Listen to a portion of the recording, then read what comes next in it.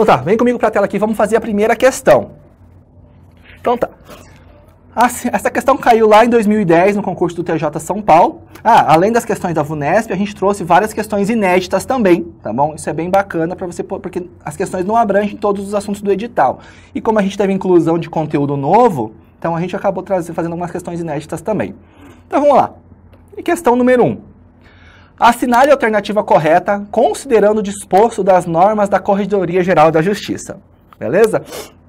Então o primeiro item vai falar o seguinte: são vedadas as anotações de sem efeito nos autos. O que é uma anotação de sem efeito?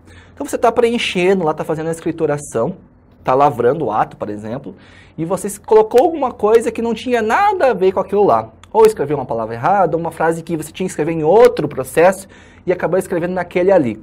Tá? O que você vai fazer? Você vai poder anotar lá, você vai riscar, você vai borrar, vai apagar ou vai escrever sem efeito. Então presta atenção na redação, que isso aqui é uma pegadinha bem clássica das bancas, tá? E quando você está ansioso na hora da prova, está querendo resolver com pressa, você pode passar batido. Então vem comigo na tela aqui, ó. São vedadas anotações de sem efeito. Qual que é o fundamento disso aqui, ó? Isso aqui está nas regras lá de escrituração. Então, ele fala que é vedado. Então, vamos ver quais são as vedações que nós temos para escrituração, tá bom? Então, olha só. É vedada. O que é vedada? A utilização de borracha, a utilização de raspagem ou outro meio mecânico, bem como o uso de corretivo, detergente ou outro meio químico. Você está vendo alguma coisa aqui falando sobre sem efeito? Ainda não. Então, vamos lá. A assinatura de atos ou termos em branco também é proibido, tá? Então, o que acontece? Primeira coisa, a gente está vendo aqui, ó, que não pode apagar, não pode raspar, não pode usar algum instrumento químico lá que dê para apagar. E a gente vai estudar também numa questão aí, a gente vai falar sobre as regras de escrituração, que a gente tem que usar caneta indelével. Então, escreveu, meu amigo, tá escrito, não tem mais o que fazer, tá? Então, continuando aqui. Outra coisa que é vedada: a utilização de abreviaturas, abreviações, acrônimos ou siglas ou símbolos. Então, a regra é que é proibido você fazer escrituração de livros com siglas, exceto aquelas siglas que são consagradas já no meio dos órgãos públicos. Por exemplo, INSS, RFB de Receita, BB de Caixa. Então, são vários exemplos que tem de órgãos públicos que a gente pode usar a nomenclatura, a sigla, para poder descrever ele no ato, tá bom? Então, continuando aqui, ó. Excetuando-se as normas consagradas lá no VOLP, que é o Vocabulário Ortográfico da Língua, tá bom? E também lá da Academia Brasileira de Letras, beleza? E essas que são adotadas pelos órgãos oficiais, tá bom, gente? Outra coisa, a utilização de chancela também é proibido, tá bom? Por quê? Porque a chancela... Aqui, ó, a chancela aqui que é... Por que ele não fala? O nome é carimbo, né? Sabe o carimbo, por exemplo? Sabe o carimbo? Então, é proibido você usar chancela, né, por qualquer recurso que propicie a reprodução mecânica, agora só, da assinatura do juiz, tá bom? Da assinatura do juiz, que não é permitido. Então, você viu aqui, ó, a gente viu alguma coisa falando sobre sem efeito aqui? Não. Por quê? Olha só o artigo 81, na verdade ele fala que na escrituração devem ser evitadas as seguintes práticas: entrelinhas, erros de digitação, omissões, emendas, rasuras ou borrões. Isso aí não é que é vedado, ele é não recomendado, ou seja, ele deve ser vedado, beleza? Agora olha só, o inciso segundo aqui vai falar anotações de sem efeito. Anotações de sem efeito. É uma prática vedada ou que deve ser evitada? Que deve ser evitada. Por isso que a assertiva ela vai estar incorreta. Beleza? Essa assertiva está incorreta porque ela troca a palavra. Ela deveria usar assim, ó. Dá uma olhadinha na tela comigo. A letra A, ele fala em vedadas, o que está errado, tá? O que certo é que deve ser evitadas as anotações de sem efeitos nos autos. Isso torna a assertiva errada? Exato, porque uma coisa é uma coisa que é vedada, outra coisa que é uma coisa não recomendada, que deve ser evitado, tá bom? Por exemplo, vou fazer um bolo lá em casa. Então, o cara fazer um bolo de chocolate. Então, qual que é? É recomendado que eu coloque os ingredientes certos, tá? É recomendado que eu coloque os ingredientes certos. Mas posso colocar ingredientes a mais ou a menos? Olha, não é indicado, tá? Então, é uma prática que deve ser evitada, mas eu posso acabar fazendo. É diferente de uma prática aí que eu vou evitar ou que eu vou ter que ser vedada, beleza? E essas regras de escrituração, vocês fiquem bem atentos que repete-se muito isso aí. Praticamente em quase todo o concurso que a gente tem do TJ São Paulo. Falou em escrituração, meu amigo, ó, você fica muito ligado, fica ligado mesmo, beleza? Então vem comigo para a tela aqui. E uma outra coisa que eu acabei não falando, que eu quero que você faça toda vez que você for fazer, presta atenção. Toda santa vez que você for fazer uma questão de prova, seja em casa, seja no ônibus, seja no banheiro, não interessa onde você está estudando. Toda vez que você for responder uma questão, você vai fazer o seguinte, ó. Você vai pegar o comando da questão e você vai, olha assim, assinale a alternativa correta. Pega a sua caneta na hora da prova, na hora da resolução e anote para você saber o que é que o examinador quer que você faça. Essa é a primeira coisa que você tem que fazer quando você vai responder uma questão de prova. E sempre tenha a sua caneta na mão e rabisque a sua prova. Pelo amor de Deus, a sua prova você não vai querer encadernar, fazer um quadro depois.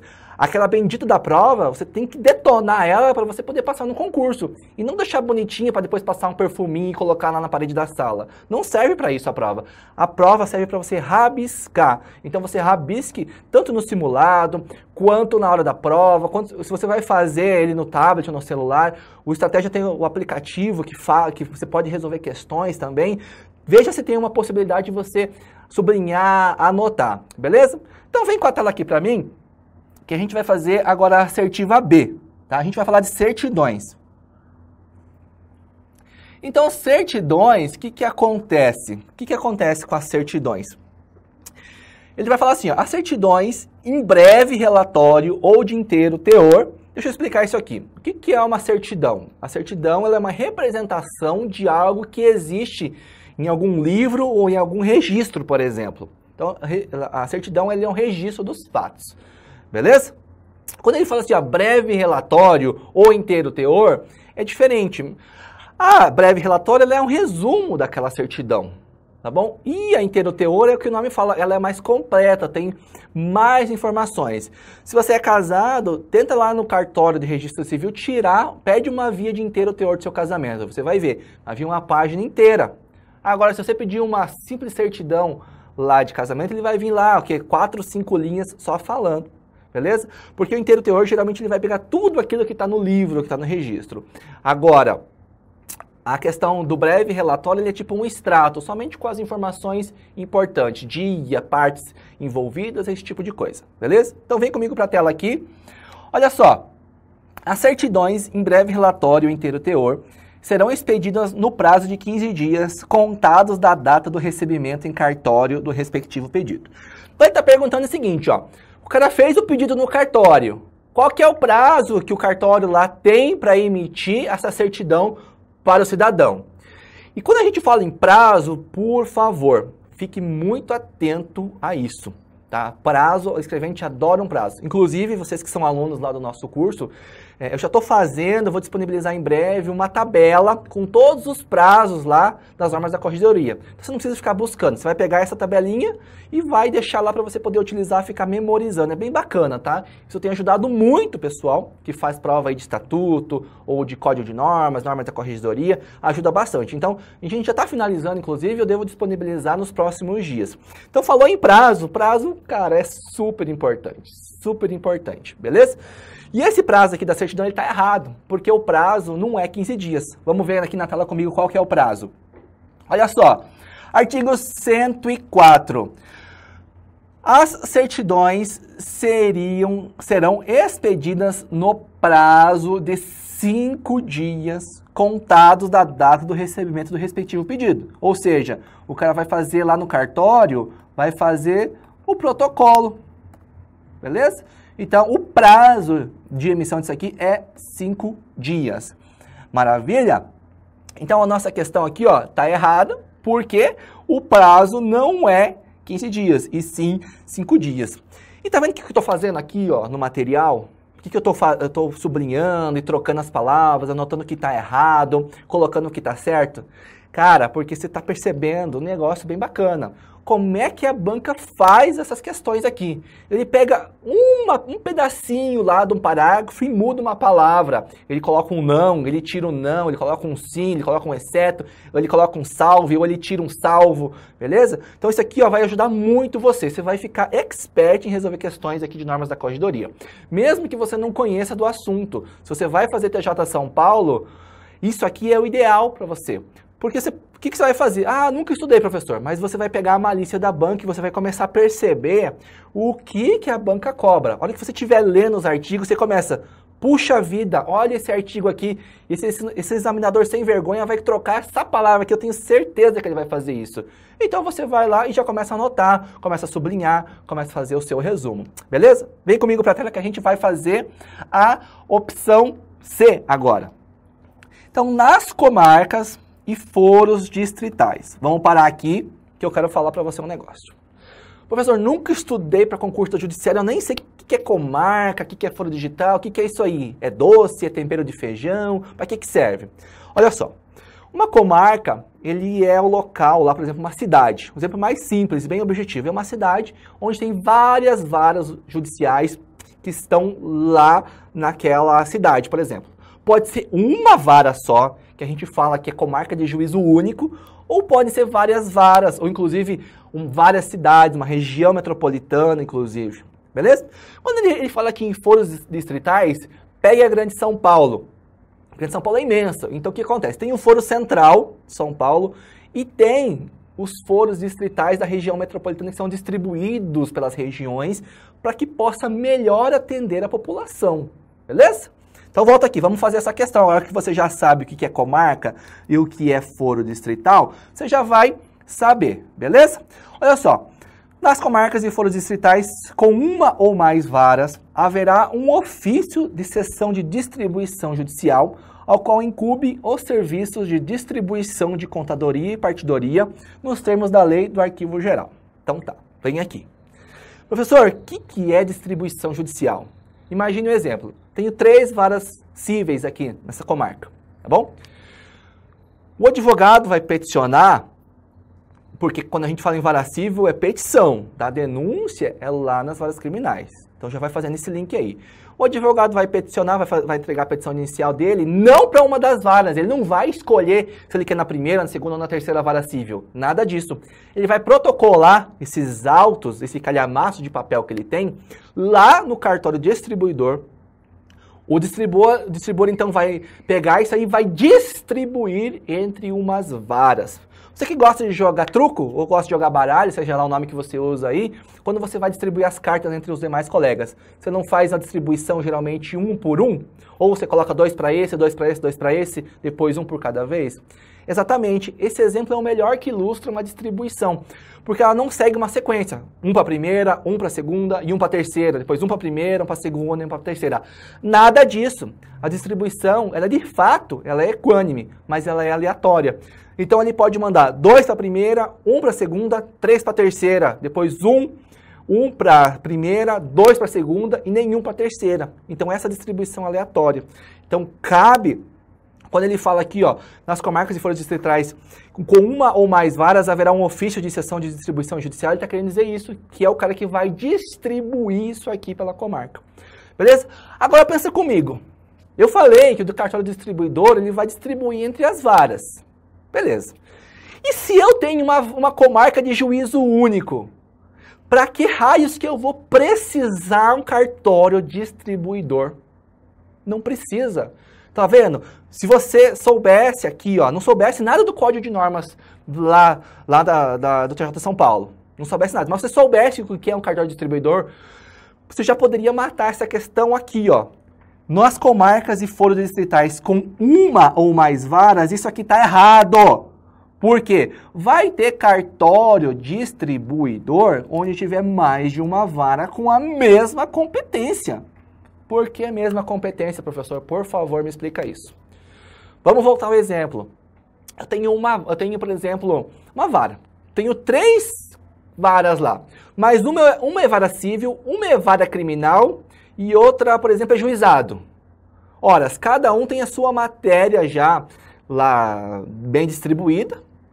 Eu não preciso de um cartório distribuidor também, nesse caso. Por quê? Porque se eu chegar a um processo civil, ele vai direto para a vara civil. Se chegar na vara da família, vai direto para a vara da família. E se chegar no juizado, ele vai direto para o juizado.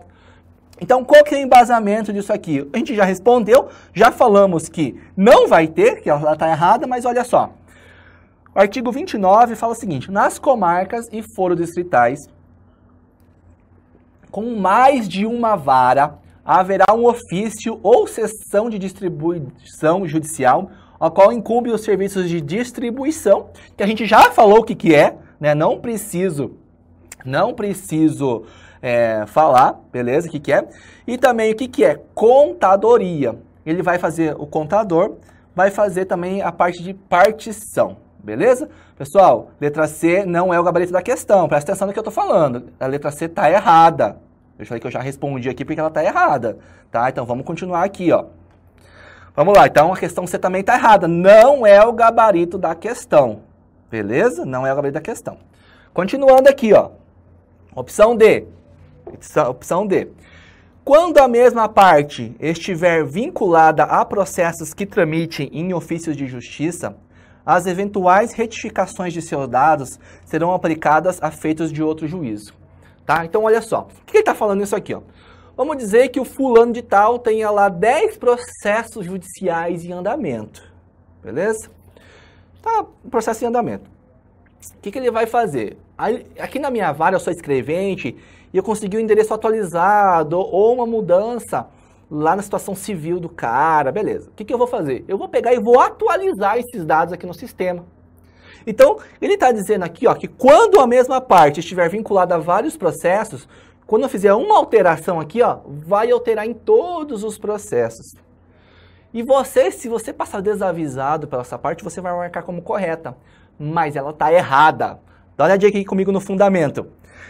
Quando a mesma parte estiver vinculada a processos que tramitem em outros ofícios de justiça, as eventuais retificações de seus dados não serão aplicados a feitos de outro juízo. Então, alterou aqui em uma vara, se ele tiver lá outros processos, não vai fazer essa alteração. Isso é um tipo de segurança que vai ter. Pela lógica, se você só pegou lá e leu, às vezes, direto a lei seca, você nem presta atenção nisso aqui. Nem presta atenção nesse artigo, porque seria uma coisa tão óbvia, né? Seria uma coisa tão óbvia. A gente que trabalha na iniciativa privada, por exemplo, fiz uma alteração cadastral aqui, ó. Todas as filiais recebem essa atualização. Mas no caso do TJ São Paulo não acontece isso. Alterou aqui, esse registro vai ficar alterado só aqui. Não vai alterar nos outros ofícios.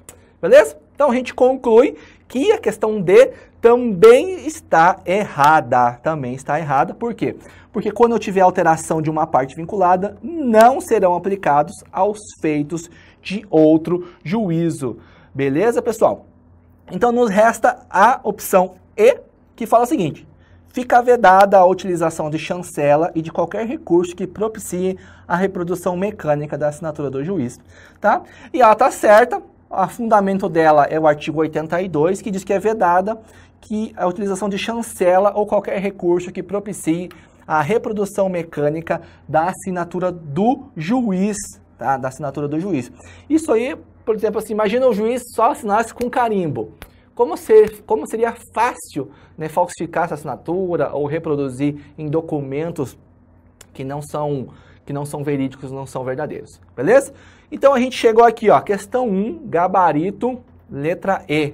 Maravilha? Então voltando aqui, a gente vai falar sobre a questão 2 agora, tá? Questão 2, vem comigo para a tela aqui que eu quero que você entenda isso aí. Quero que você entenda isso aí. Excetuados os casos especiais decididos pelo juiz, os autos de processo não poderão, via de regra, exceder em cada volume. O que ele está falando? O que ele está falando nisso aqui? Ele está querendo saber se você sabe, quando você vai autuar um processo, se você precisa saber quantas páginas podem ser colocadas naquele volume. Tá? E isso você vai trabalhar diariamente com isso aqui. Tá? Diariamente com isso aqui. O que vai acontecer? Ele está falando que um processo pode ter quanto? Um volume de processo. Pode ter 100 páginas? Será que pode ter quantas KB? Será que pode ter só 10, 20, 30? Então, olha lá. Vamos lá nas assertivas. Beleza? Olha só. 100 folhas? Não, eu já vou falar para você que não é 100 folhas, tá? Na verdade, vamos ver o fundamento que fica mais fácil, né? Em vez de a gente ficar lendo todas as alternativas aqui, tá bom? Então, olha só. Artigo 89. Os autos de processo, para você que não sabe o que é autos de processo, é isso aqui, ó. A gente vai colocar todos os processos em autos. Por que a gente fala em auto?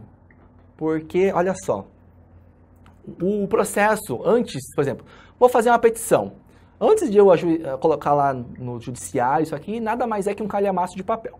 Então o advogado vai peticionar isso aí, esse monte de papel vai chegar no cartório, aí o cartório vai autuar esse processo. O que é autuar? É preparar ele para tramitação interna. Nada mais que isso. Sabe que isso. Tem muitas regras de autuação, tá? Tramitando internamente, tá pronto. O que eu vou fazer com esses autos? Vou encaminhar para o juiz. É o juiz que trabalha com processo. O escrevente, o pessoal do cartório, trabalha com autos de processo, ou seja, com os documentos, com a parte física. Quem trabalha com o processo é somente o juiz, beleza? Então, quando a gente está falando assim, autos de processo, a gente está falando disso aqui, beleza? Olha só, isso aqui são autos de processo. Olha quanto processo tem aqui, tá? Então, o que vai dizer o artigo 89? Os autos de processo não excederão de 200 folhas em cada volume. Salvo determinação judicial expressa em contrário. Então tá.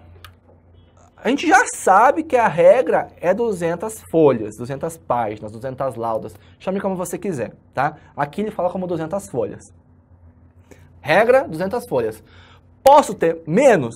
Ué, com certeza, se o processo ele já acabou antes de chegar a 200 folhas, aí eu vou terminar com menos de 200 folhas. Tranquilo.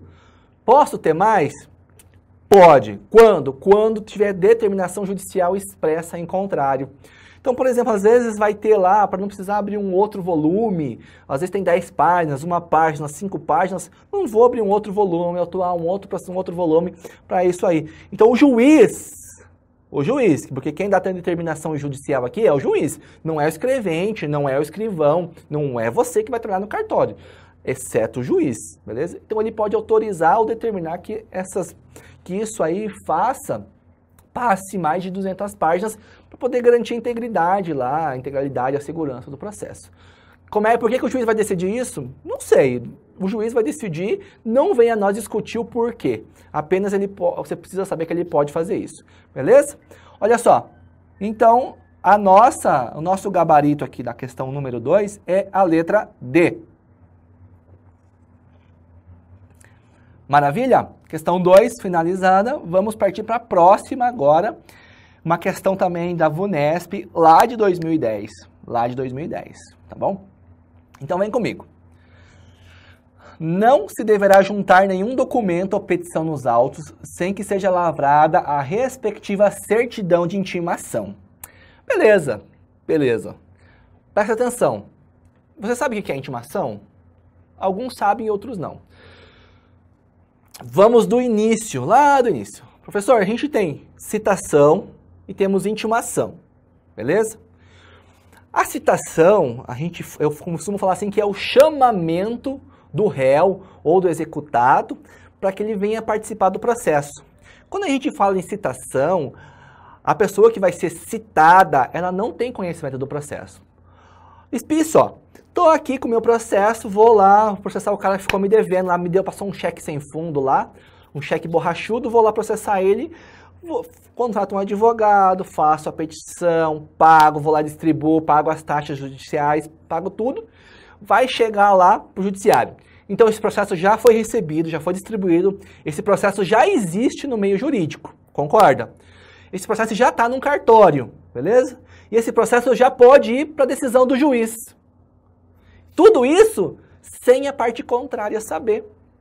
Aí, beleza, o que o juiz vai fazer com o processo? Vai mandar citar o réu, ou a parte contrária, para que ele se manifeste acerca da petição inicial. Tá bom? Ou mesmo, se for um processo crime lá, para que o réu se manifeste pela denúncia que foi feita dele do Ministério Público. Tá? Resumindo, então toda vez que a pessoa não souber, presta atenção no macete, quando falar que a pessoa não sabe, não tem conhecimento do processo, a gente fala em citação. É a convocação do réu para que ele possa participar da relação processual. Que a relação processual é quem? O autor, o juiz e o réu, ou o executado. É a parte contrária. Essa é a relação, porque tem que ser garantida ampla defesa. Não é? O autor, quando é que ele vai ser citado? Nunca. Horas, não precisa. Se ele já está fazendo, ele já sabe do que é o processo. Ele não vai precisar ser citado. Agora, o cara foi citado, já faz parte da relação processual, beleza? Agora, vamos lá, ele fez ele colocou lá a parte dele, expôs os fatos, contrariou, beleza. Aí o juiz vai marcar audiência. O que é que a gente vai mandar fazer para uma audiência? Vai mandar intimar as partes do processo, para que elas fiquem cientes dos atos ou peças processuais. Então essa é a diferença entre citação e intimação. Citação, o cara não sabe do processo, ele é convocado. Intimação, ele já faz parte do processo, ele vai ser comunicado das peças e dos atos processuais. Então ele está falando o seguinte, ó, não deverá juntar nenhum documento sem ter a respectiva certidão de intimação. Agora olha só, quem geralmente que vai fazer essa intimação? Ou é o oficial de justiça, ou é carta, né, carta registrada, ou é por edital. São as formas admitidas aí que a gente pode intimar a pessoa. Só que essa questão aqui, ela poderia te enganar se você lesse ela sem atenção. O que acontece? Respectiva certidão de intimação, vamos ver aqui o fundamento. Vem comigo aqui. Vem aqui comigo. Olha lá. Por ocasião da juntada de petições e documentos, será lavrado o respectivo termo de juntada. E a questão fala o quê? Fala em certidão de intimação. Ou seja, tá errado, por isso que ela tá errado, porque quando você for juntar um documento, sempre... O que é o termo de juntado, professor? Por favor, explica. Vamos lá. Toda vez que você juntar um documento, alguma peça processual, você vai ter que fazer a juntada. Ou seja, seria assim, ó, por exemplo, certifica ou comunica que nesta data, ou na data de tal, foi juntado aos autos as folhas de número tal a tal, que indicam tal peça processual. Isso aí é fazer juntada, nada demais. Vamos para a letra B agora, vem comigo aqui. Não poderão ser recebidas petições via fax-mail direto no ofício judicial ou na vara. Oxe, professor, o que é esse fax-mail aqui? É um tipo de celular? O que é? Na verdade, não. Ele usa esse nome estranho aqui, ó, mas a gente conhece por fax. Tá? É o nosso famoso fax. Professor, então pode receber petição pelo fax lá nas varas judiciais? Vamos comigo aqui na tela. Olha só que vai falar. Recebidas petições via fax-mail. Ou seja, ele já está falando que pode. E a nossa questão, ele falou o quê? Falou que não pode, então a questão está errada. Mas eu quero discutir com você um negócio aqui bem bacana. Tá? Recebidas petições via fax-mail ou por correio eletrônico. O que é correio eletrônico, professor? Jesus amado, é o e-mail. Por que esse pessoal não usa aí palavras mais simples? Porque eles usam essas palavras que estão aqui. Diretamente no ofício de justiça ou na vara, olha só, será imediatamente lançado o número de protocolo no corpo do documento. Então, ou seja, a gente pode receber petições por fax ou por e-mail. Maravilha, maravilha. Olha só que bacana. E ele fala o seguinte, para oportuno controle dos prazos previstos no caput da Lei 9.800. E geralmente, quando a gente fala assim, que a norma fala faz referência a outra lei, você passa batido. Mas, por favor, sempre que a norma fizer referência a uma lei, eu indico do fundo do meu coração, sério, como amigo, vai lá, se no seu material não tiver, no meu sempre tem, eu sempre coloco, porque eu já conheço isso aí. Vai lá e dá uma olhadinha lá na lei que ela está fazendo referência. Por quê? Eu já vi cobrar em prova isso aqui. Na lei não falava, mas na lei fazia referência. Horas. Se a lei faz referência que tem que controlar o prazo do artigo 2º da Lei 9.800, eu entendo, e seu examinador também vai entender isso, que isso aqui faz parte da lei e faz parte do estudo. Por que eu estou falando isso? Inclusive, muita gente reclama, porque o material de estratégia é muito aprofundado, fala coisa demais. E eu vou falar uma outra coisa que eu aprendi aí nesses meus 8 anos já de concurseiro e de professor de concurso. Na prova, saber o mais não vai te fazer falta nenhuma. Mas você saber o menos, tenha certeza, vai fazer você errar a questão, vai fazer você ser desclassificado, ou você não vai ser aprovado, ou vai ficar lá para trás, não vai atingir nota de corte. Isso por causa de uma questão, tá? Se você nunca ficou por causa de uma questão, você não sabe o drama. Tenho certeza que tem gente aí, ó, que fala, que tem aí, que já ficou por uma questão. Então sabe da importância de um estudo aprofundado. Gente, a gente tem tempo para a prova, tem muito tempo. Lógico, professor, nunca estudei, vou estudar uma semana da prova. É uma coisa diferente, mas não é o seu caso. Maravilha? Então vem comigo aqui para a tela que eu quero te mostrar o que fala essa lei aqui 9.800. Beleza? Olha só. A utilização de sistema de transmissão de dados e imagens não prejudica o cumprimento dos prazos, tá? Então o que é sistema de transmissão de dados e imagens? É fax, é o correio eletrônico, é o e-mail, beleza? Agora olha só, devendo seus originais serem entregues lá no cartório até 5 dias da data do seu término. Ou seja, recebi fax, recebi e-mail, vou mandar cumprir essa medida aqui.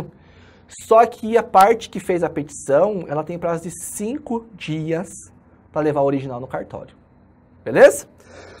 Vem aqui comigo. Então, é isso que você precisa saber, que é a parte mais importante. Beleza? Então, a alternativa B da questão 3 está errada também. Tá?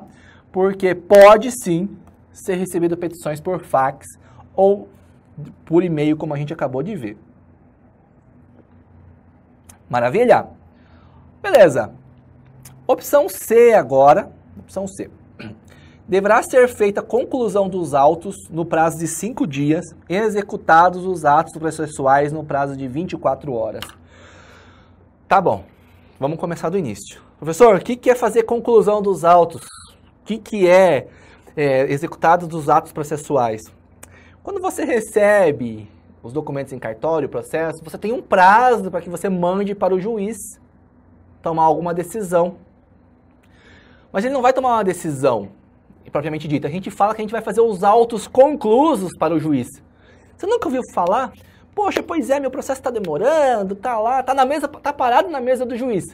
Gente, na mesa do juiz não tem nada parado, tá? Porque os processos hoje, a maioria são eletrônicos. Ou se ele for físico, vai estar lá sim, tá? A gente fala que o processo está parado na mesa do juiz, para despacho, por exemplo. Porque os processos estão conclusos. Então, quando a gente fala assim, ó, vamos fazer conclusos para o juiz, quer dizer que está aguardando alguma atitude do juiz. E eu quero explicar para você isso no próximo slide, vem cá. Antes de falar da questão, eu quero falar para você que basicamente você vai encontrar esses 3 tipos de concluso por aí na doutrina. Beleza? Olha só. O que é um concluso para despacho? Trata-se de movimentação administrativa, simplesmente. Quando a gente fala que vai concluso para despacho, ele está simplesmente que vai ser necessário, né, uma movimentação administrativa. Quer dizer que o juiz vai determinar a próxima movimentação processual. Por que ela é dita como administrativa? Tá? Porque os despachos não têm natureza decisória nesse caso, quando a gente fala concluso para despacho. Beleza? Beleza? Olha só, e quando a gente fala que está conclusos para decisão? Isso aqui a gente fala que aguarda a decisão interlocutória. Oxe Maria, o que é decisão interlocutória? É uma decisão lá no meio do processo né, que vai decidir alguma coisa do processo, mas não é a decisão final. Quando é uma decisão no meio. Então, o processo tem começo, meio e fim. Então, uma decisão lá no meio, a gente chama que é uma decisão interlocutória. Mas, professor, por que você está falando isso? Isso aí a gente não estuda em direito civil? Estuda, claro. Mas normas de corregedoria, a maioria das coisas que a gente vê aí é CPC. Então, a gente tem que trazer isso aí. E qual que é o outro tipo aqui? Vem cá, dá uma olhadinha comigo. Quando a gente fala que está concluso para a sentença, quando está concluso para a sentença, essa é a decisão em primeiro grau sobre o que foi o pedido do autor, beleza? Eu não vou falar agora o que é primeiro grau, que tem uma questão mais para frente que eu vou falar sobre as instâncias, beleza? Então, deixa eu só voltar aqui. Então, vamos ler a questão de novo. Deverá ser feita a conclusão dos autos. Então, ele está falando que tem que ser mandado para o juiz, a conclusão, no prazo de 5 dias e executado os atos processuais no prazo de 24 horas. Olha só o fundamento.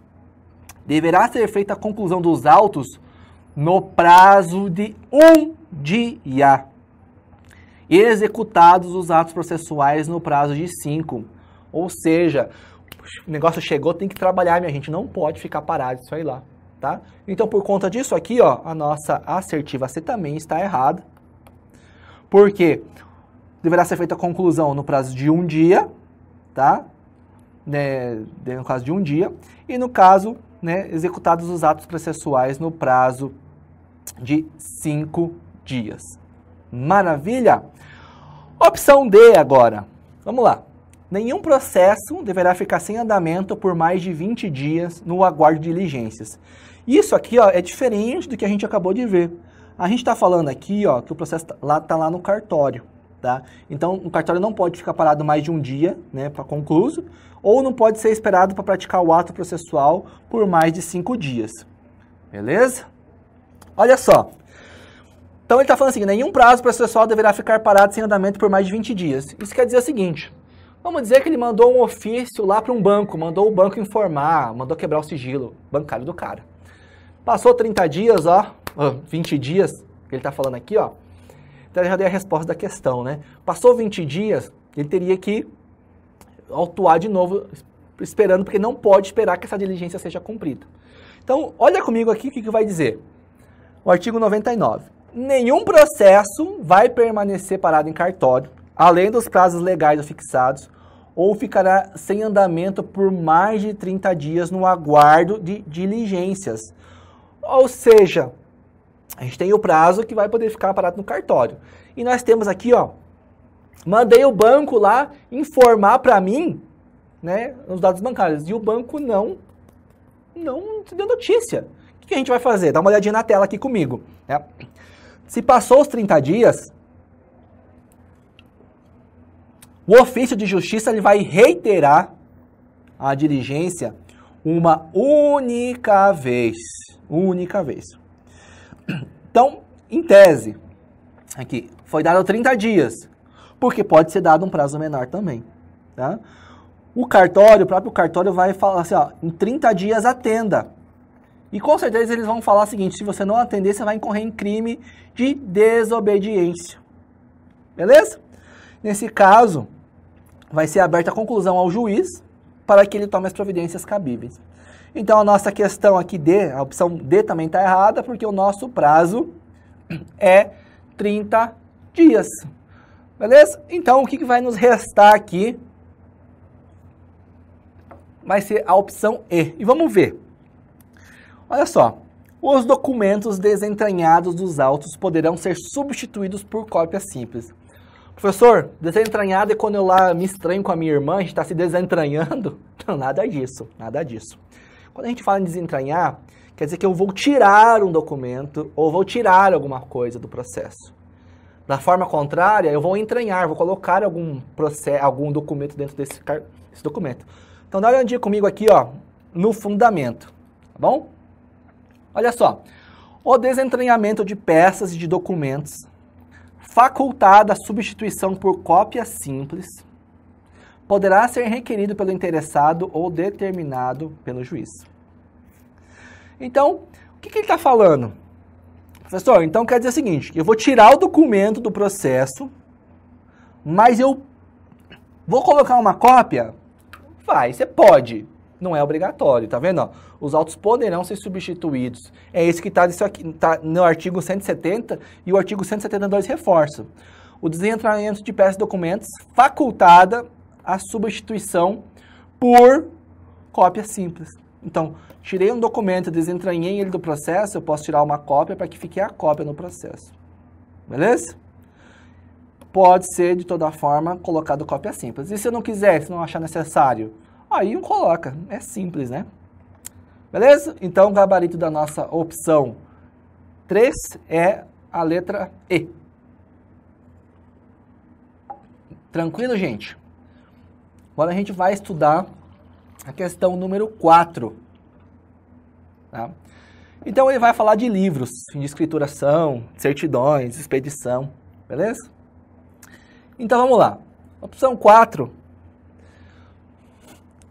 Vamos começar pela letra A. Então, nos livros dos ofícios de justiça, as anotações de sem efeito deverão estar datadas e carimbadas, não havendo necessidade de assinatura de quem haja lançado.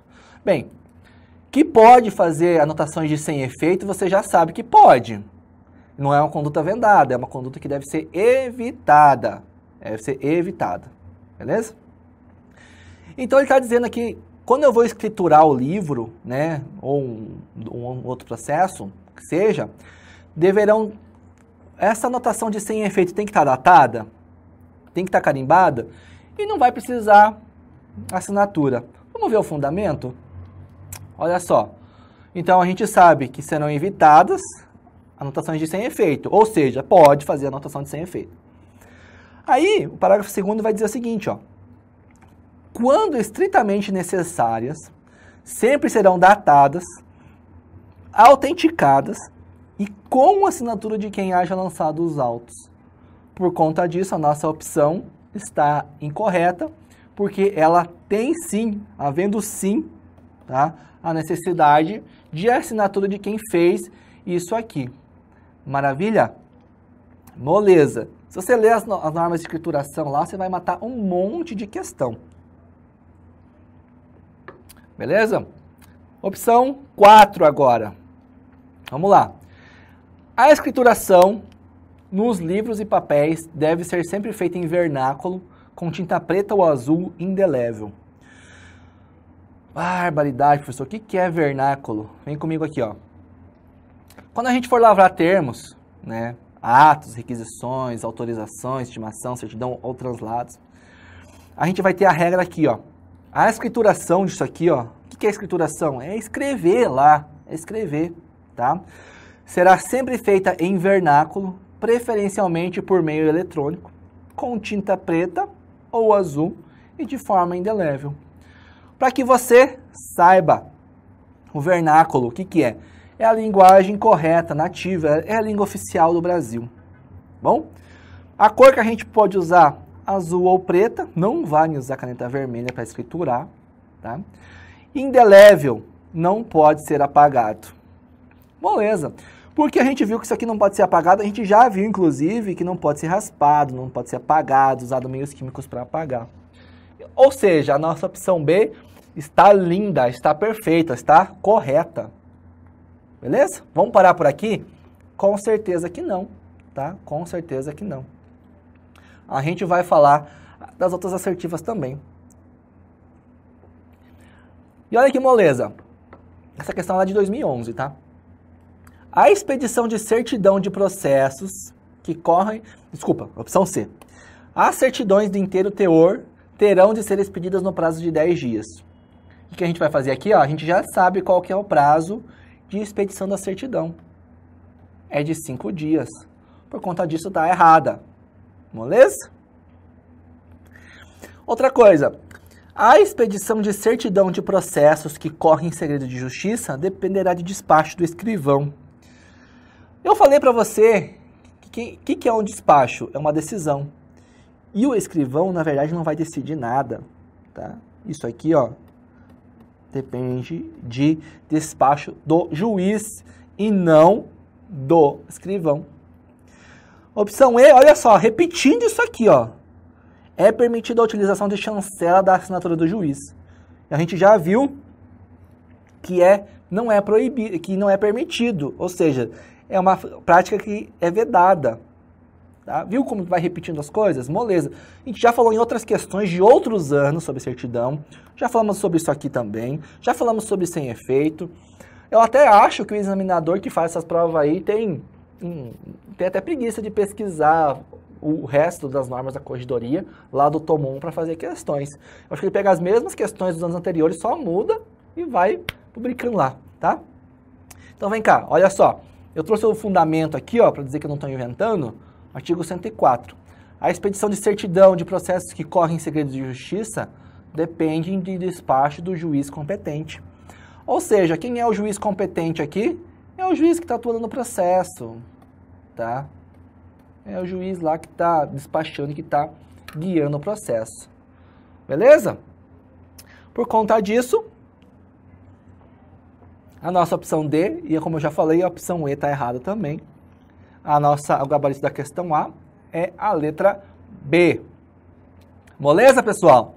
Moleza? Vamos lá, vamos seguir aqui. Questão 5 agora. As entidades que reconhecidamente prestam serviços de assistência judiciária poderão. Tá, calma. O que é uma entidade que presta serviço de assistência judiciária? Geralmente quem tem isso aqui são as faculdades. Elas têm o núcleo jurídico, onde os estudantes de direito prestam assistência judiciária para a população. É isso aqui. Então, primeira coisa você já sabe. Vamos lá. Como eu já falei, o que a gente vai analisar a questão sobre o quê? Sobre as entidades que prestam serviço à assistência judiciária. Professor, aqui não fala se ela quer que saiba a certa ou a errada. Mas ele está falando aqui, ó, poderão. Ou seja, a gente tem que saber o que pode, ou seja, temos que saber a correta. Tranquilo? Vamos lá. Olha só. Letra A. Autorizar que estagiários não inscritos na OAB retirem do cartório os processos que tramitem em segredo de justiça. Olha, de longe, até o cara acho que desavisado marcaria essa questão como errada. Mas ela não está errada porque o estagiário não tem acesso aos autos. Na verdade, ela está errada por um motivo muito peculiar. Dá uma olhadinha comigo no fundamento aqui. As entidades, então, que reconhecidamente prestam serviços de assistência, poderão, por o advogado, né, com procuração nos autos, autorizar a consulta de processos que tramitem em segredo de justiça em cartório pelos acadêmicos de direitos não inscritos na OAB. Ou seja, ele está falando aqui que um estagiário de direito, lá, o acadêmico de direito, não está nem inscrito na OAB ainda. Ele pode ter acesso aos autos que tramitem em segredo de justiça? Pode sim. Só que isso aqui, ó, olha o que a questão falou. Retirem do cartório. E o fundamento fala o quê? Que eles podem consultar em cartório. Ou seja, a questão está errada porque eles não podem retirar do cartório. Eles podem apenas consultar no cartório. Beleza? Opção B. Então vamos lá. Mediante deferimento do juiz, permitir que processos que tramitem em segredo de justiça sejam franqueados à imprensa. Ó, não vou nem continuar. Se a gente falou segredo de justiça, a gente pode mandar ele para a imprensa? Claro que não. Isso aí é para o cara matar mesmo. Vamos lá. Continuando. Por intermédio de advogados, com procuração nos autos, autorizar que acadêmicos de direito consultem processos que tramitem em segredo de justiça. Ou seja, a questão, por enquanto, ela está dizendo o seguinte. Olha só. A carga de autos judiciais e administrativos em andamento em cartório é reservada unicamente a advogados ou estagiários de direito regulamento inscrito na OAB. Aqui tá bom. Por intermédio de advogado, com procuração nos autos, autorizar que acadêmico de direito consultem processos que tramitem em segredo de justiça. Ou seja, a gente viu que ele pode consultar em cartório. Não pode? Beleza? Vamos continuar aqui fazendo as outras questões. Então, ele pode retirar uma única vez os autos do cartório, devolvendo no prazo de 30 dias úteis. Não. Por que essa aqui está errada? Olha só. A carga dos autos judiciais e administrativos em andamento em cartório é reservada unicamente a advogado ou estagiários regularmente inscritos na OAB. E a gente está falando agora de carga. Uma coisa, vem cá. Uma coisa é eu lá no cartório, no balcão e consultar o processo. Outra coisa é a carga. A carga, eu vou pegar esse processo e vou sair do fórum, vou para casa, vou para o escritório, vou levar esse documento fora. Pode fazer isso? Claro que pode, através da carga. Nesse caso aqui, quando a gente fala de carga, que pode o advogado ou o estagiário de direito que está inscrito na OAB, estagiário de direito inscrito na OAB. Tá? Então é diferente do acadêmico de direito. Ele, inclusive, pode pegar isso aqui e levar para casa. Isso aqui, o prazo, nesse caso, é 10 dias. Tá? Por conta... E aí é o seguinte, retirar uma única vez, a gente não leu isso no artigo anterior. E ele também não pode por 30 dias, é 10 dias, né? Se ele vai tirar a carga. Tá? Então, vamos voltar isso aqui. O estagiário, né? Se ele tiver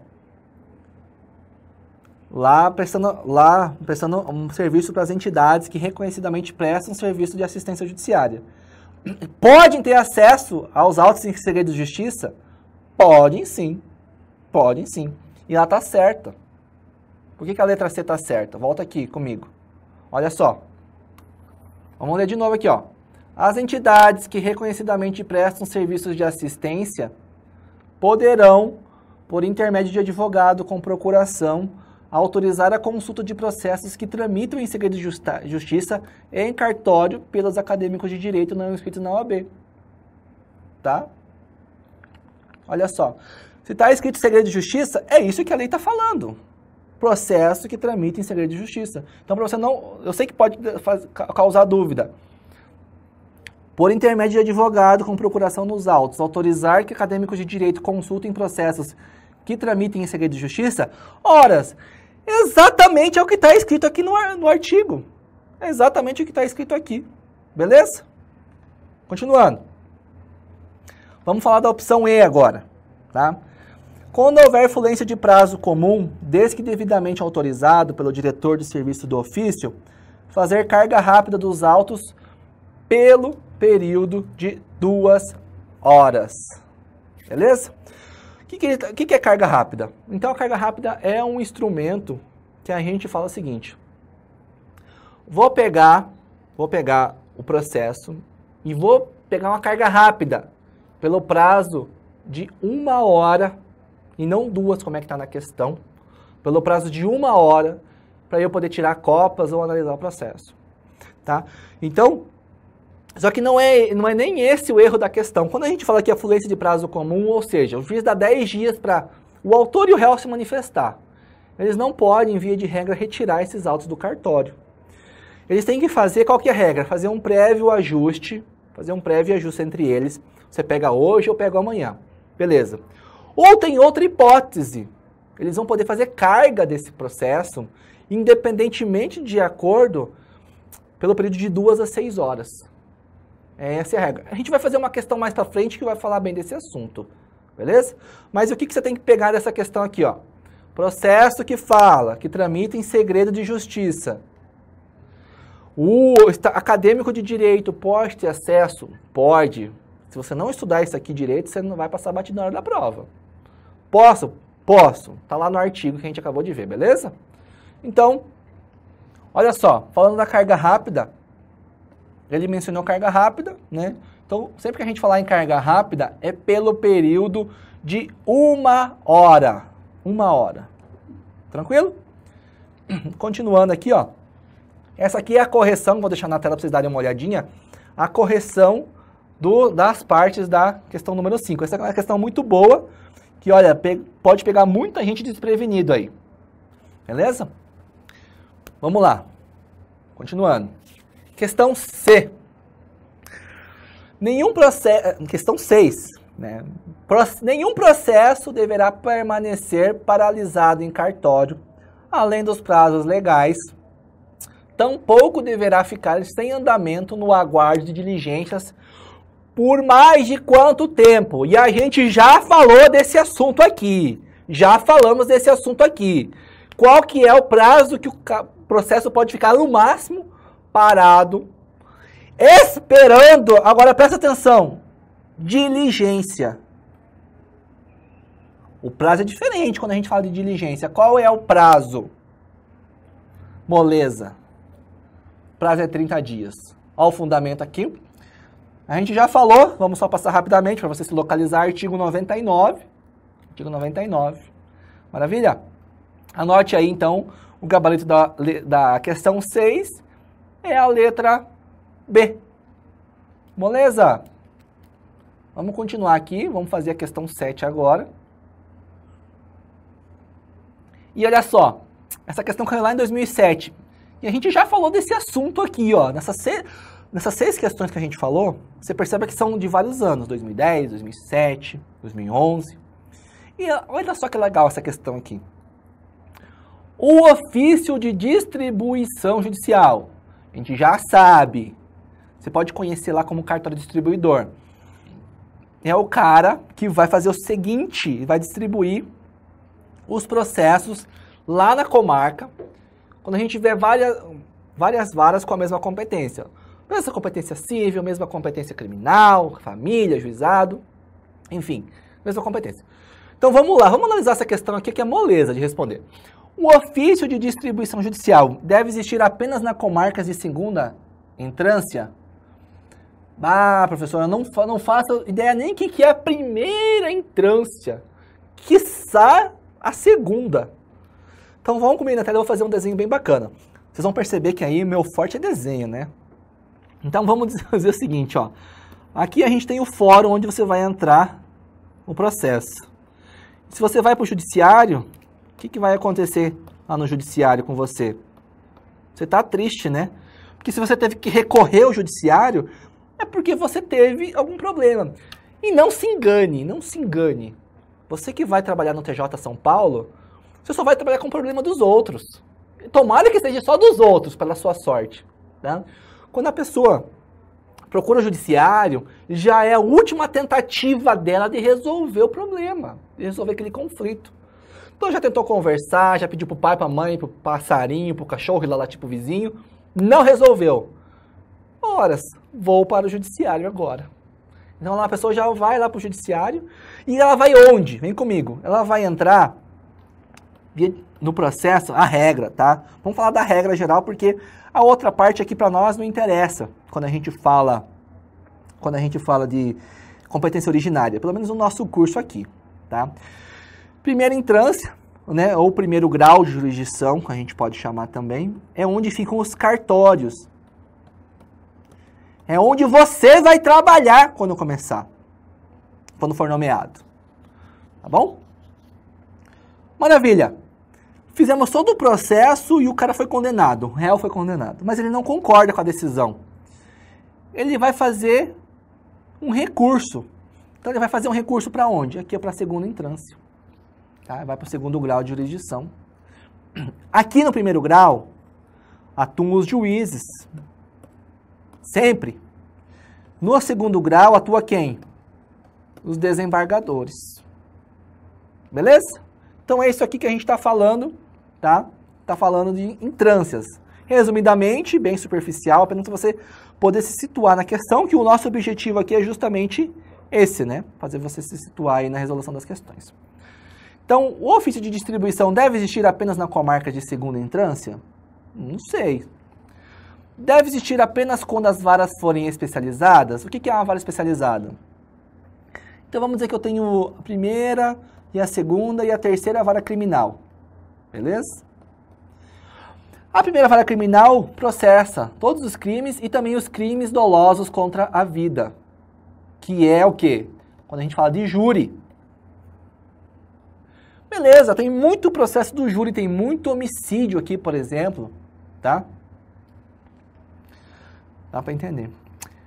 Então, o que ele vai fazer?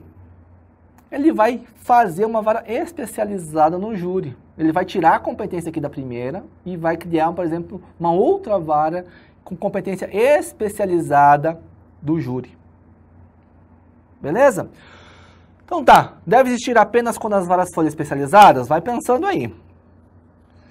Não existirá nas comarcas de vara única? Olha, eu acho que eu já falei sobre esse assunto. Deve existir em todas as comarcas? Puxa. Não tem por incumbência a organização do arquivo geral. Agora, olha só. Qual que é a questão correta? Vamos lá no fundamento?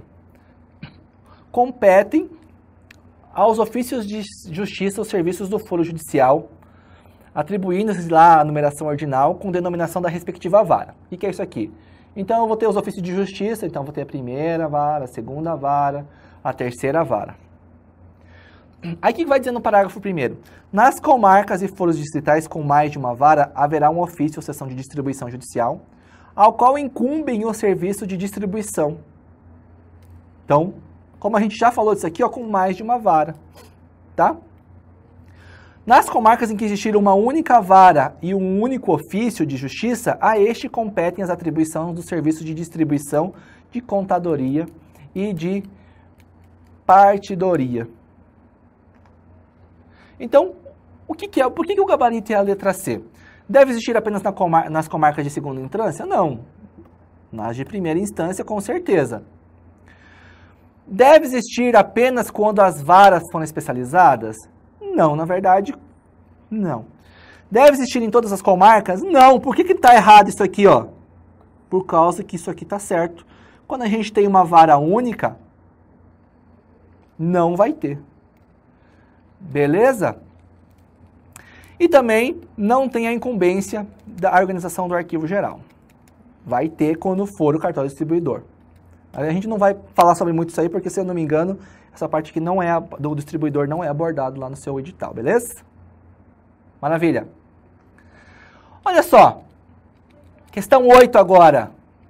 Questão 8. Os livros de carga. Então tá. Quando a gente fala em cartório, unidade judicial, serviço judicial, sempre vai ter muito de livro lá. Para registrar, seja lá o que for. Só que esses livros estão em extinção, né? Porque a gente tem hoje processo eletrônico, muito mais fácil, informação muito mais segura. Então, quando ele fala assim, ó, os livros de carga de autos, o que quer dizer? Que vai pegar esse processo e vai mandar essa carga para alguém nesse processo. Então, antes de estudar, antes de falar, eu quero passar o teu fundamento. Vem cá. Quando a gente fala de livro de carga de autos, olha só. Eles serão desdobrados em tantos livros quanto forem os destinatários. Ou seja, se eu vou ter que ter se eu vou mandar carga para o juiz, eu vou ter que ter um livro de cargas para o juiz. Se eu tenho promotor, faço carga para promotor, vou mandar um livro de carga para o promotor. Se eu tenho oficial de justiça, se eu tenho advogado, se eu tenho contador, eu vou mandar um livro para cada um. É isso que está dizendo. Portanto, vamos analisar a questão. Os livros de carga de autos são dirigidos exclusivamente aos advogados? Não, porque se eu tenho juiz promotor que eu faço carga, vai ter também livro para esses aí. Opção B. São escriturados em caneta, lápis ou outro meio delével. Aí olha só, essa opção B não tem nem a ver com o livro em si, tem a ver com as regras de escrituração. A gente viu na regra de escrituração que tem que ser feito aqui, vernáculo, em tinta indelével, preta ou azul, e ele está dizendo aqui, ó, que pode ser feito de lápis ou outro meio delével. Oxe, vamos riscar isso aqui que está errado. Não pode lápis e não pode outro meio delével, não. O que ele pode é indelével. Ou caneta ou impresso. Maravilha? São escriturados exclusivamente pelos escreventes. Não, o escrivão também vai fazer lá. E outros auxiliares também. Outro pessoal que trabalha no cartório também vai poder escriturar isso aqui, tá?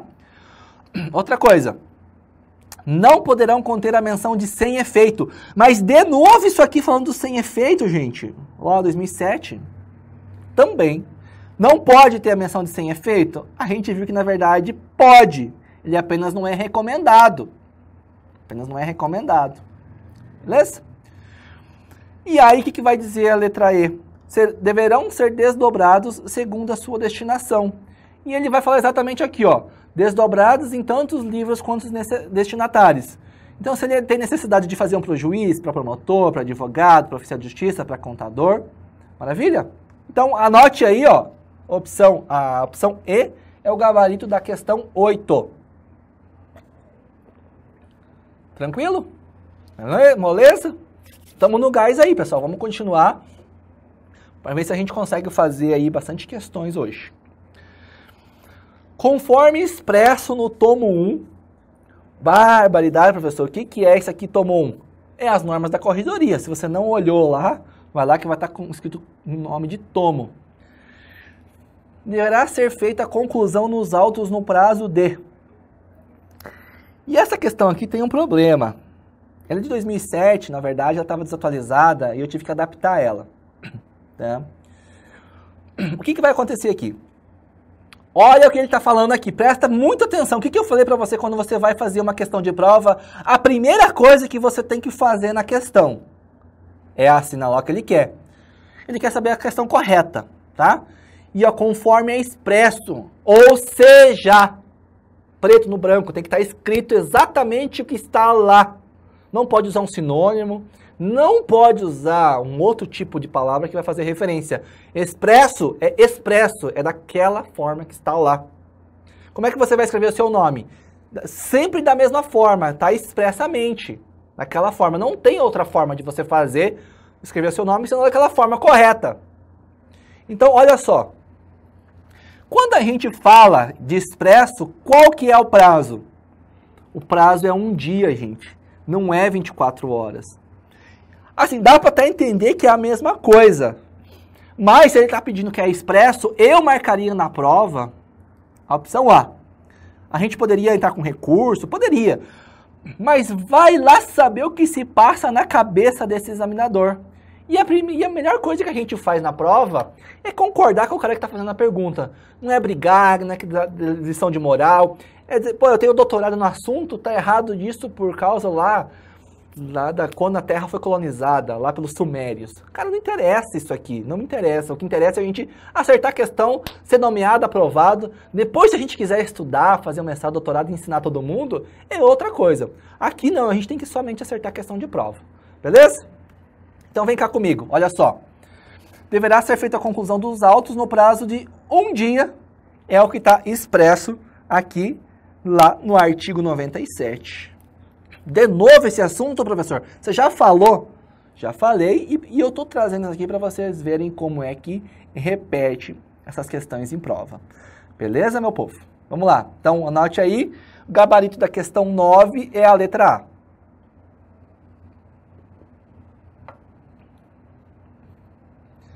Vamos para a questão 10.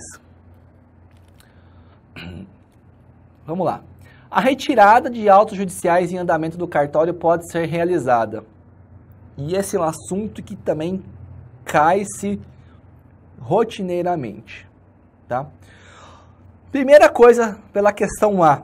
E antes de passar para a fundamentação, eu quero falar um negócio. Então, a retirada dos autos. Então, se a gente está falando em retirada... O que é isso aqui? Falou em retirada, a gente está falando em carga.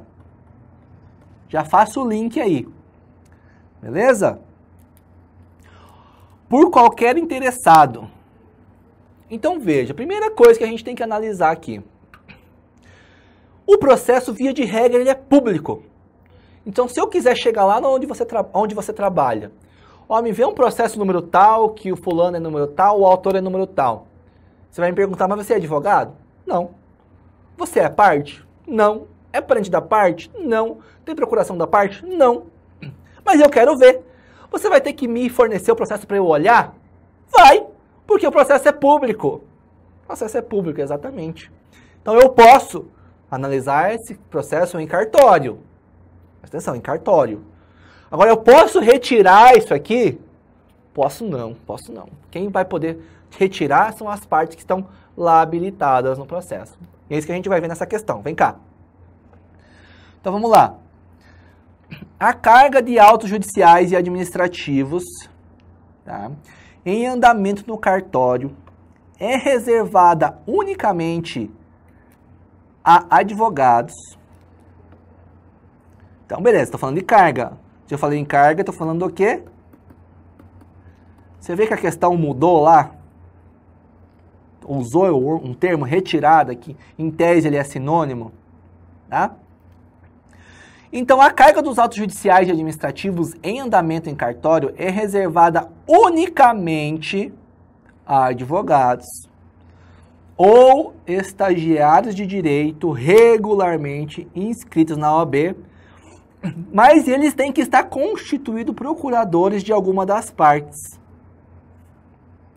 tá? Então, o estagiário e o advogado podem retirar o processo? Pode, mas eles têm que ter a procuração da parte. Agora, olha só que legal. A gente está falando aqui dos processos em andamento.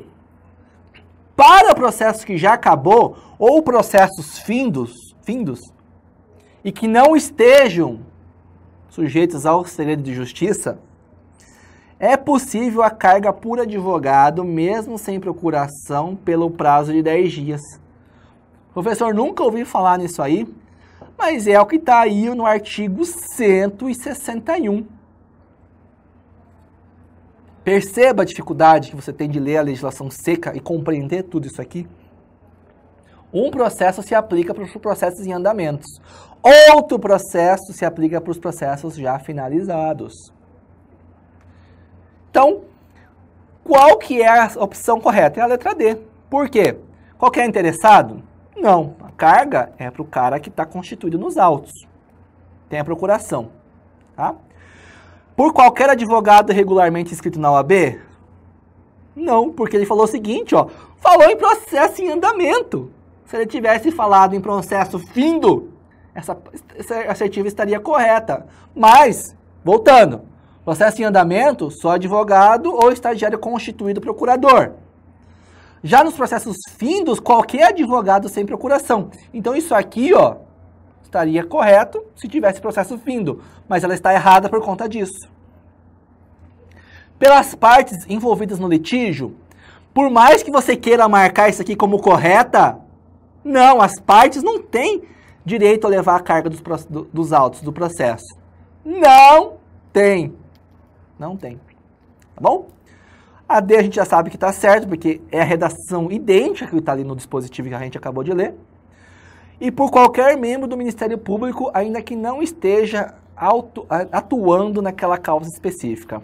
Você viu a gente falando de membro do Ministério Público? Não viu, né? Não viu. Agora, se tivesse falando assim, ó, se ele está atuando, se tivesse falando assim, que ele esteja atuando, aí era uma coisa. Mas, se ele não está atuando, ele não tem direito a ver esses autos aqui em cartório. Beleza? A leitura em cartório não é carga, tá? Quando a gente está falando que retirada, carga, você vai pegar esse processo aqui e vai levar para casa. Agora, se eu vou olhar isso aqui lá no cartório, eu vou fazer uma simples consulta. Inclusive, você pode saber que a simples consulta lá de processos que não está protegido pelo sigilo, a pessoa pode olhar, pode tirar cópia, pode tirar foto, pode usar um scanner portátil, pode pegar e tirar cópia daquilo lá tudo. Mas, professor, ele vai saber de tudo? Ora, o processo é público. Então, qualquer um pode chegar no balcão e pedir, que nem eu falei. Quero ver esse número do processo, isso aqui, não sei o quê. Vou analisar ele em cartório, vou consultar em cartório, não pegar carga, ok? Vou pegar meu celular e vou tirar foto. Posso fazer, a lei permite que eu faça. Maravilha? Continuando aqui, vamos fazer a questão 11 agora. Vem cá. Anote aí. Opção A. O que ele quer saber? Vamos lá. Vamos resolver isso aqui muito fácil. Você já sabe a resposta, né? As certidões em breve relatório ou inteiro teor serão expedidos no prazo de... Qual que é o prazo? Qual que é o prazo? Moleza, pessoal. O prazo é de 5 dias. Professor, de novo essa questão? Pois é, 2006, 2007, 2011, acho que 2014 também caiu essa questão aqui. Beleza, questão 12, vamos lá. Agora está sendo mais rápido, por quê? Olha só, o que a gente viu até a questão 10 é a grande maioria das questões que são cobradas no TJ São Paulo. São aqueles assuntos ali, ó. Então, se você pegar aqueles assuntos, você consegue resolver a maioria das questões anteriores. Em 2014 mudou um pouquinho, em 2015 também. Então a gente tem que ficar observando algumas coisas diferentes. O edital também trouxe algumas novidades. Essas novidades, eu acredito que serão cobradas também. Tá? Então vem comigo aqui para a tela. Os autos de processo excetuados nos casos especiais decididos pelo juiz não poderão exceder de quantas páginas pode ter um volume de um processo. Qual que é o limite de páginas? Moleza, né?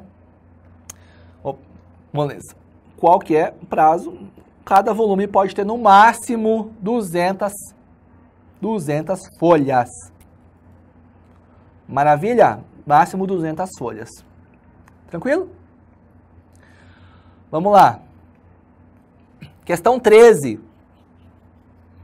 Após revisados os livros de cargas e demais papéis, desde que reputados sem utilidade para conservação em arquivo, poderão ser, por qualquer modo, inutilizados mediante prévia autorização do juiz corregedor permanente, decorridos do último registro efetuado, prazo de... O que ele está querendo saber de você aqui, ó?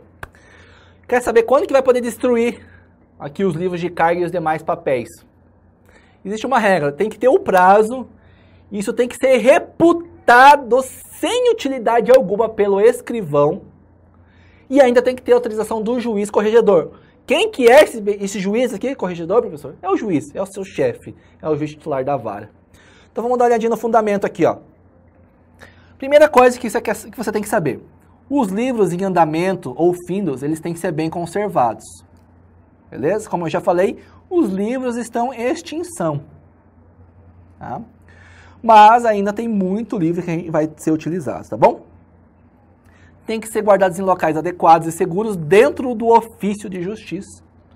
Tem que ser ordenado, encadernado, classificados e também catalogados.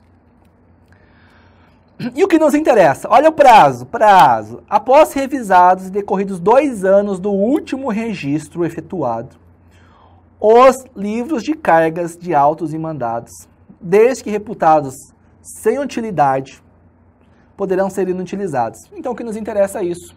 Prazo para inutilização de livro de cargas e autos e demais papéis. A regra é essa. Tem que ter decorridos 2 anos aqui ó, do último registro, não é do primeiro. Então presta atenção. Mas tem que ser reputados sem utilidade e mais a autorização do juiz corregedor.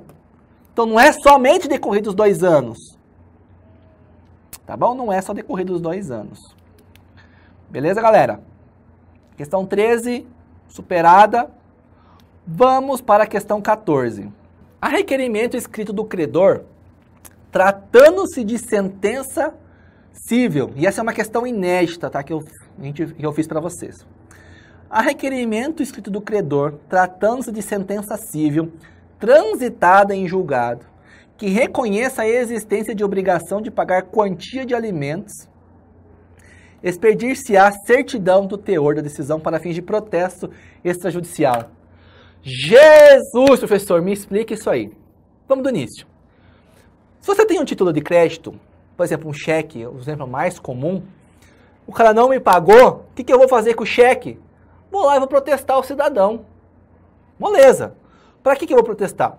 Para que é uma forma de tentar obrigar a pessoa a pagar mais rápido essa obrigação. Né? De motivar ela a pagar. Está protestada, sem crédito na praça, motivar. Só que aí presta atenção. Alguém teve a brilhante ideia de fazer o seguinte.